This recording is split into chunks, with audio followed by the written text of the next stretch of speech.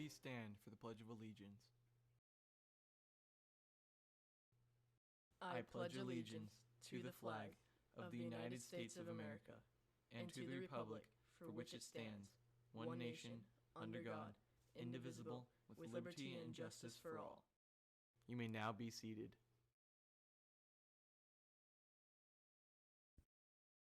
Good morning, Wildcats. Welcome back to the start of a few special shows we have planned this week. The entire district is focusing on students' wellness and mental health. Even though times are difficult right now, our administrators and teachers want us to know that they're here for us when we need help. Coming up in today's show, we'll get to take a look at how some teachers are feeling and a message to their students. We will also get to check out a fun event here in Santa Clarita that is bringing people together over a unique, shared passion. Lastly, we'll finish off the show with a video provided by the district that shares tips on making your home a stress-free and helpful environment. Today is November 9th, 2020. I'm your host, Kate McGrory, and West Ranch TV starts now. Comes and goes.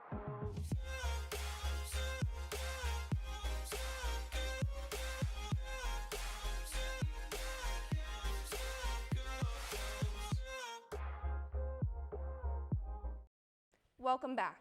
We start today's show with sad news. Yesterday morning, longtime Jeopardy host Alex Trebek died at the age of 80. The television icon had been battling stage 4 pancreatic cancer since 2019. He immediately started chemo and never stopped hosting the show. He died while being surrounded by his loved ones at his home. His episodes that have been taped will air through December 25th. His lovable personality will be greatly missed.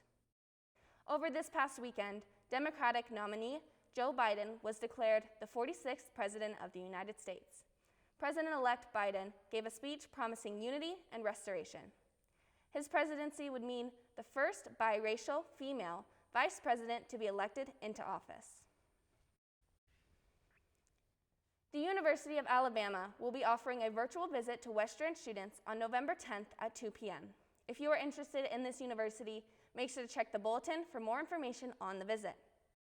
Not only do we get to experience many great virtual visits like the ones for college, but I was given the chance to visit our campus again after about 8 months away. I got the chance to speak to some of our teachers while they enjoyed a socially distanced teacher picnic on their breaks. All of our teachers miss us greatly and had a few things to say to their students. Let's take a look.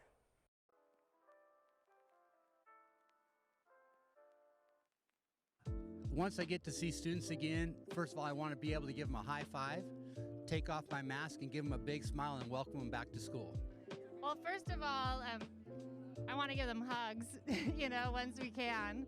And they'll group activities again, where we can work together and interact with one another, within a 6-foot space. I can't wait till we can start doing that kind of work together. And it's harder on Zoom, to do that kind of stuff. And I know you guys have experienced that in a breakout room. It's just not the same. The first thing I want to do when I see my students is give you a huge hug, even though I know I'm not going to be able to do that.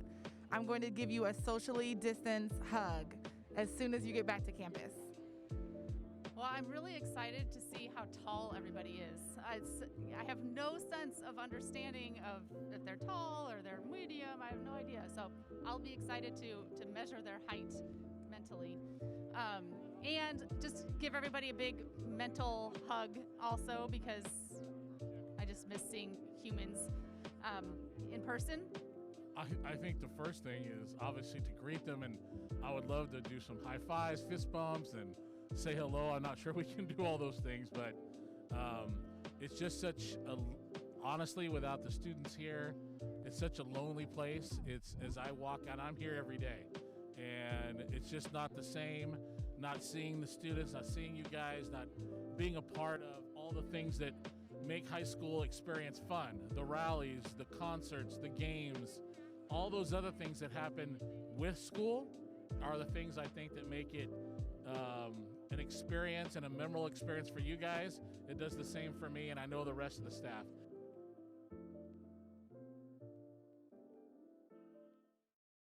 Thank you, teachers and Mr. Crawford, for talking to us and sending those thoughtful messages. Now, with there being much division between people these days, it is always important to find ways to come back together over shared interests and passions. One way our community brought people together is through cars. So many people have huge interests in all types of cars, old, new, and everything in between. One event in Santa Clarita, Cars and Coffee, has used these interests to bring people together in a difficult time like we are in.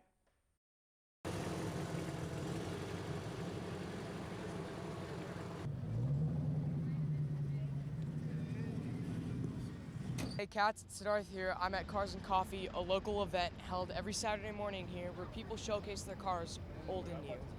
I have a car myself, and it's a great way to kind of show it off, but also see what everybody else is doing in the area, and have fun with it.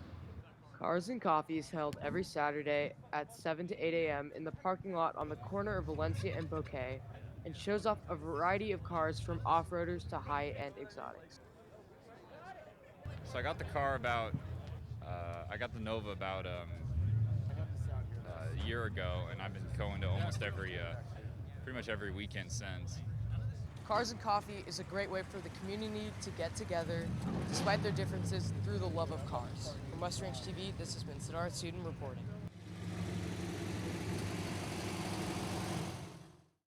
Thanks, Siddharth. Make sure to check out this fun event in our community if you too are interested in all things cars. It is such a unique way to bring people together. Speaking of fun things to do, if you are interested in athletics at West Ranch, please check the updated athletic tryout schedule. For more information, make sure to look in the bulletin and the West Ranch website. Unity of Community Wellness Week is being recognized throughout the district this week. As we take time to focus on our mental health, the goal of this week is to remember that we are all in this together and kindness will always help us through. A fellow community member teaches us how to find your own space where you can get away from it all through breath and meditation. Hello and welcome. Namaste. My name is Angelina Weber, and I'm so grateful to be here to offer back in our community of unity, a sacred space for our teachers, our students, and our parents.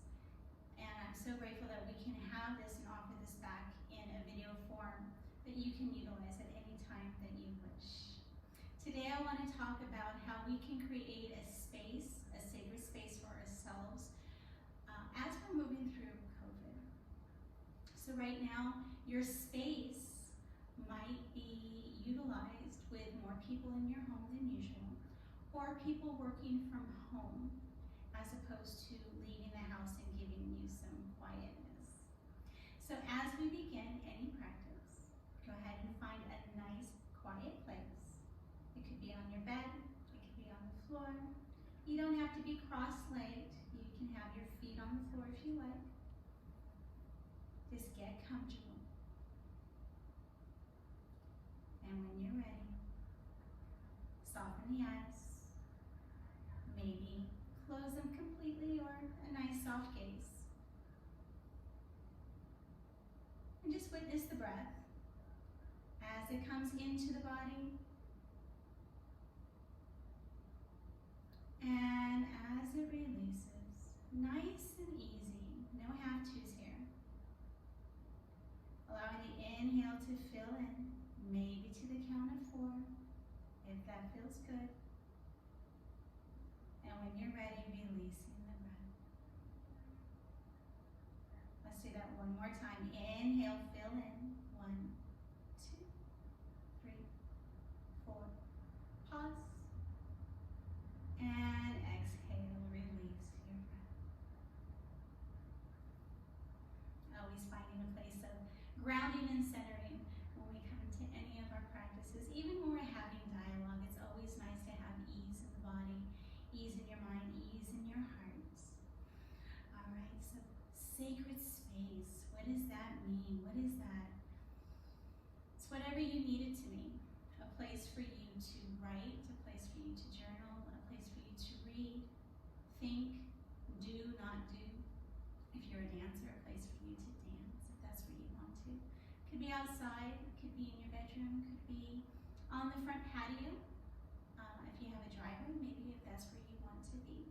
But talking about a sacred space, a place where you can go and quiet the mind, quiet the body, quiet the heart as we're moving through COVID, right? It is what it is. We're all here together, right? We're all fighting this, battling it, working through it, and welcoming it, all at the same time.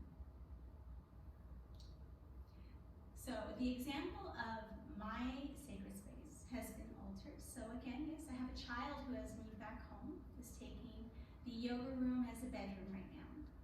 All right, that's good. My beloved is now working from home, so our office is more or less being a 8 to 5 place for him to sit and do his work. Okay, there we go, we're gonna roll with it. So where does my sacred space go? Well, my home is my sacred space, but I do need a place of my meditation. So my morning meditation, I placed a bench outside, and it was one that I had on another part of the house, so I just decided to bring it to the front of the house. And as the sun rises, that's where I do my morning meditation. Another thing that I have done is I place a bolster at the end of my bed, and I use the bed to rest my back into, right? Not really slouchy, but feels really comforting to put a little pressure into our back. That's like us leaning into a wall, leaning into a chair. It just feels comforting, right? And so I hold my space there. I light a candle, and that is now my sacred space between my bed and my dresser, right? There's enough space for me to sit and to have that place. And then alongside of my bed, I lay my yoga mat out, and it doesn't move from there. That means that that is now my space there. That is my welcome space. I know that I'm not having to take my mat and move it. That also means that other people in my home know that that is my space, and they're not gonna move it either. The other thing that I have done, and I did this without thinking about it, I noticed, well, my beloved noticed that when I was going into my meditation, or if I was having a yoga practice in the bedroom, instead of just closing the door, which is a normal thing to do, we like our privacy, just because I started to light incense and a candle on a table that is outside of the bedroom door. And he said that when he came out of the office, he always knew, oh, Angelita is doing a practice. That was a silent way of saying, I'm in meditation.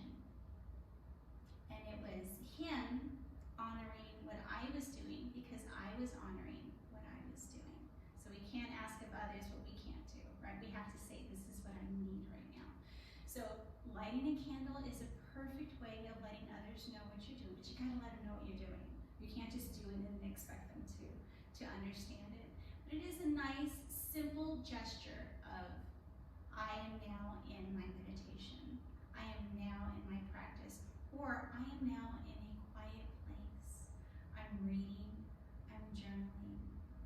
Please, I need 5 minutes just for me. And be okay being okay, right? We're all here together, trying to work together and hold space for each other. No wrong or right. Trying to work, be like water, moving through it all, because we're all gonna be there in the end together. All right, so I hope you enjoyed this. Please let us know if this works for you, and pass it on. Share it with your sisters, your brothers, whoever else is sharing space with you in the home. Say, hey, can we get some candles going, please? Because I need a little quiet time. All right, have a welcome, blessed day. As we start off this week of wellness and kindness, I hope you can find your space away from stress. Tomorrow we will take a look at how you can make a healthy Frappuccino. We will also see how the district is finding ways to connect with students to help them through these tough times. I'm Kate McGrory, and Madison Martin will be joining us in the studio tomorrow morning to bring you another special edition of West Ranch TV. Have a great day, Wildcats.